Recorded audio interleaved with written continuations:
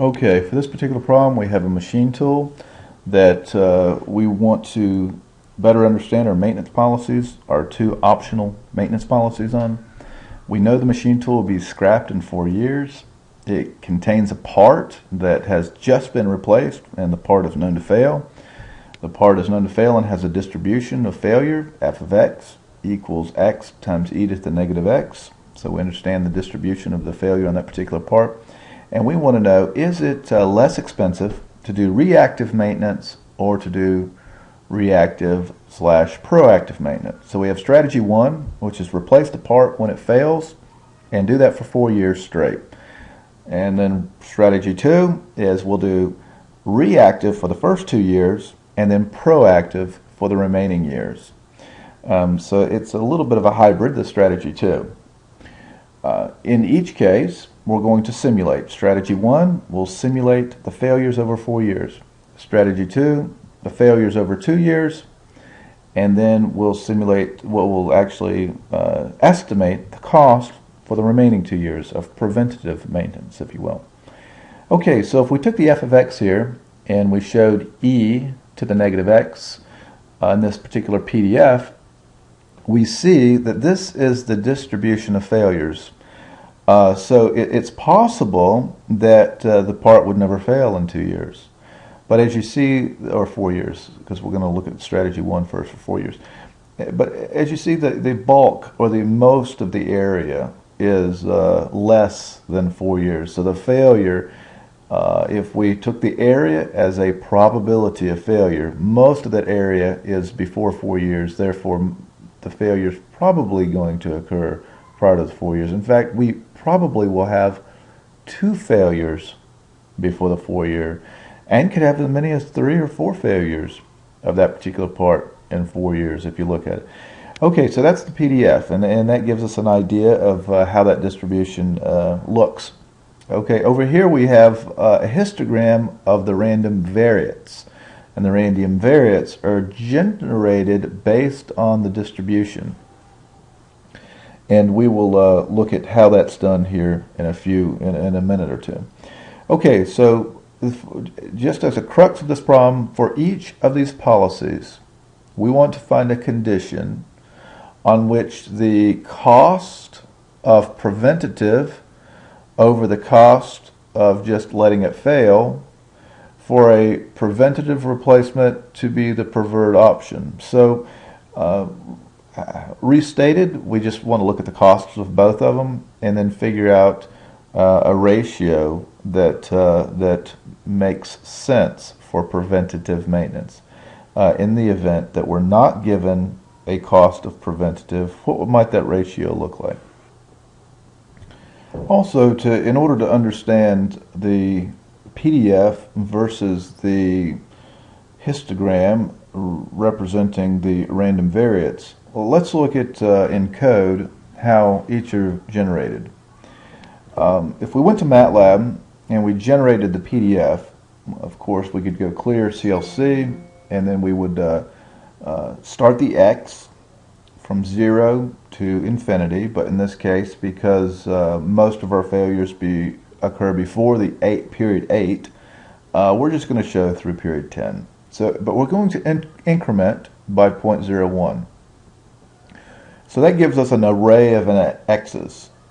So if we showed that, it'd be a long string of starting at 0.01, 0.02, 0.03, all the way to 10. And we pass each one of those each element into the function, which is x dot times exp, or e to the negative x, and dot times, of course, says to use every single element in the array in this particular function. And then down here we get to plot that particular PDF, and we get to see what that looks like. And that's the PDF. It's a curve that represents the PDF. But that is not generating random variates for Monte Carlo's sake. In order to generate random variables or random variates in order to use in Monte Carlo, we'll have to take the approach at this particular point in time we've talked about. I haven't shown you how to do it, and we'll get to that shortly. But for this particular distribution the random variate generator would be the negative log of a random variable. And we did mention in some of the earlier series of the videos that we could minimize our error if we took two random numbers, multiplied them together, and took the negative log. And that's what we're going to do here. We're going to take a random variable between 0 and 1, and then another random variable between 0 and 1, and that's just as easy as a spinner between 0 and 1 done twice. Take the product of those, multiply them together, and take the negative natural log, and we have our first random variate. And you can see if we generated a lot of those, let's say 5,000 of them, and we'll do that in the Monte Carlo simulation that we're going to do for this, you'll see how that histogram starts looking. In other words, what bucket those numbers, those random numbers, are falling into. And in order, one of the first tests to make sure you have the right random number generator, or random variate generator, is to map the PDF using x0 or negative infinity to infinity, or 0 to 10, or whatever your x values typically are in the PDF. Map those using your function, and then show a histogram of your random number generators. And that's what I've done here, so that you can see how they're very similar, they're very close, they represent the same thing. Okay, so we've looked at the histograms and we've looked at the PDF. Now let's start looking at our first policy here. So we're going to code our first policy, and notice we're going to go n equals 5,000. So we're going to do 5,000 simulations. Each one of these simulations will represent 4-year time period. So 5,000, looking if we could live the next 4 years 5,000 different times, how many times do we expect that machine to fail? And that's what this Monte Carlo simulation represents. So we start our NP equals 0. We have a cost, initial cost. Typically you'll use cost of 1 or something like that to use proportions. But here, let's just look at really what a cost maybe is $1,000 for a failure. And then we start our Monte Carlo simulation. We start the for loop. And we have the two loops. One is an outer for loop that starts at 1 and goes 5,000 times. It loops 5,000 times. And each time it loops, an inner loop is also called. So each time it loops in, it goes into a while loop, and that while loop will look at 4 years. So while the years, it starts at year 0, each time it does it through 5,000 times, it starts year 0.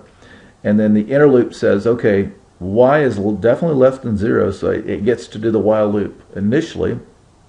And it says, generate my first failure. And that's random number 1 from 0 to 1, random number 2 from 0 to 1.